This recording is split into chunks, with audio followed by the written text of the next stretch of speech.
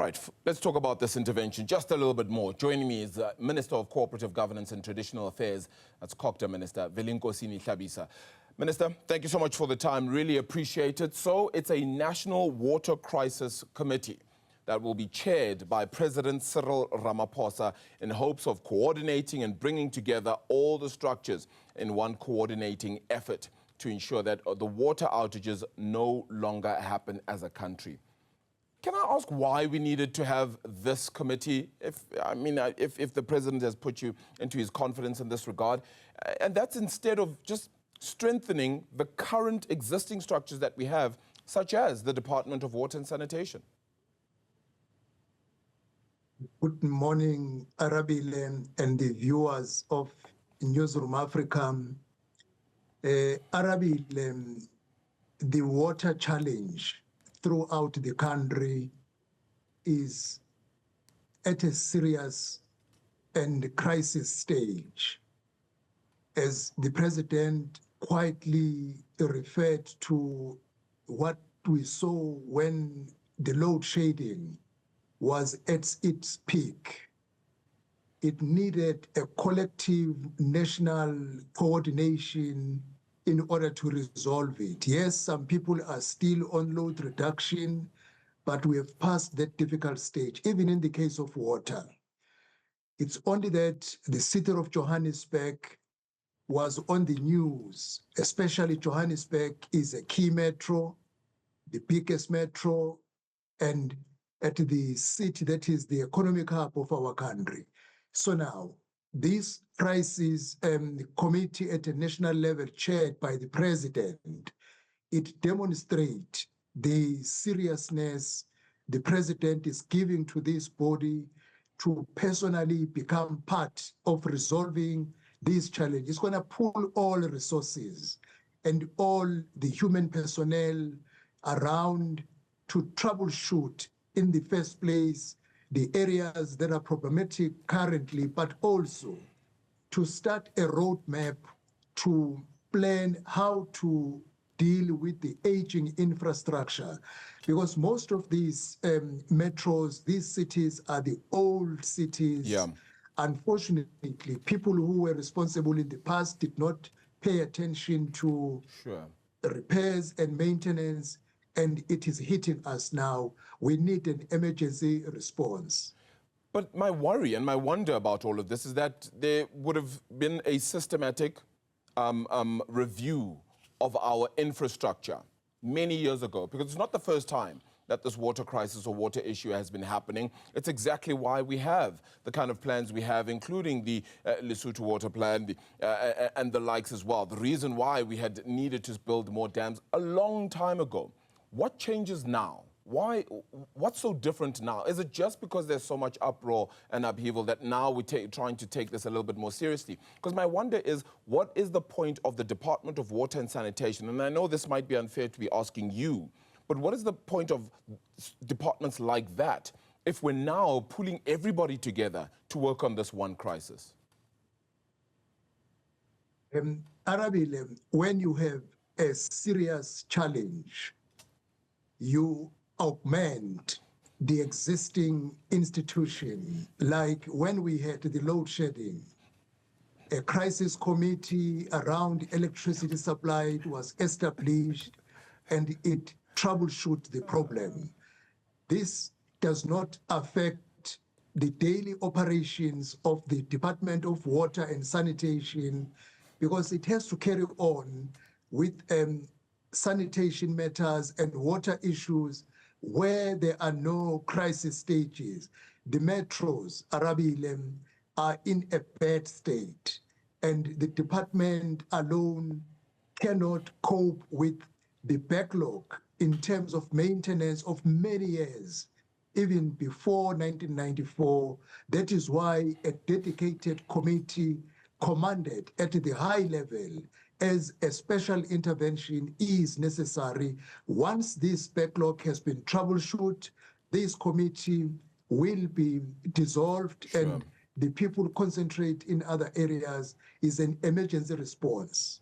So does this mean also that municipalities no longer hold the authority when it comes to the water situation in those municipalities that are currently struggling and failing when it comes to water distribution? Does it mean that they're no longer the authorities on this? It now all just leads to the committee itself? No, it doesn't mean that, Arabile, the municipalities will remain the authorities. This committee is going to augment them with skills as well as resources. There is an amount of about 55 billion rand that has been set aside for the metro trading services that is going to be intervening on water supply, water maintenance, as well as electricity. So now, what is legislated is going to remain to the legislated body, but the support and specialized skill will be escalated. But it's something that's going to be new, Arabile. The municipalities with no capacity at all in terms of water provision, like they don't have engineers, they are given money, they can't spend it. Something new is going to be introduced, not by this committee. A process has been done to change the law that where a local municipality is failing to implement the ME project, that money must be diverted to a district or to MESA or to DBSA with full capacity to introduce the capital projects while we are creating capacity in our municipalities as a long-term plan. I find that very interesting because, as you said, this would mean that the Water Crisis Committee is there to augment municipalities that are struggling with the distribution of water to consumers. If it's going to do that, who does the accountability then lie with in the end? Because it's a delivery of a crisis team that is helping and leading in many ways. And President Cyril Ramaphosa has also said that he will hold to account the municipalities that are failing. And that means that this committee will be doing part of that too, one would imagine. So how exactly would the structures work? Rabile, this is augmenting what is existing. It will give close support, but also play an oversight role where there is a municipal manager who is employed. There is a director technical services who is employed, but they are not rising to the occasion.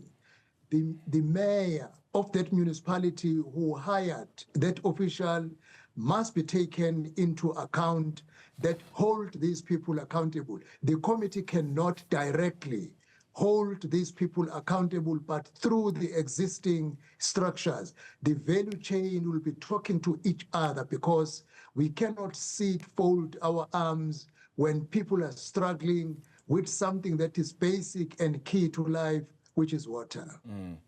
All right. Again, what is the planned lifespan or the term of this national water crisis? Do we know how long it will be in place for? What the deliverables need to be by the time it comes to an end, if that happens? And will you be then publishing regular reports, whether it be to Parliament or even to the public? And if so, through what mechanism and schedule? Definitely, Arabil, reports will be communicated in the interest of transparency as to what progress has been done through this crisis committee in stabilizing and fixing dysfunctionality in terms of water provision. And once this committee has achieved its goal, it will definitely be disbanded. But above all, a long-term plan, create capacity in our municipalities. And this is going to be addressed too by the white paper review on local government to be presented in the month of March. And once the review has been tabled, we are intending to have a committee that will be overseeing progress for a period of 2 years, constantly giving report, and definitely this committee will be reporting on progress made, challenges and interventions in order to bring stability on water provision to our communities. Minister Velenkosini Hlabisa, thank you so much for the time. I think it's a committee that a lot of people will be looking out for to see whether it delivers on what its mandate is, and President Cyril Ramaphosa, of course, to be held to account himself as the chair of this National Water Crisis Committee. The COGTA Minister, that is Velenkosini Hlabisa.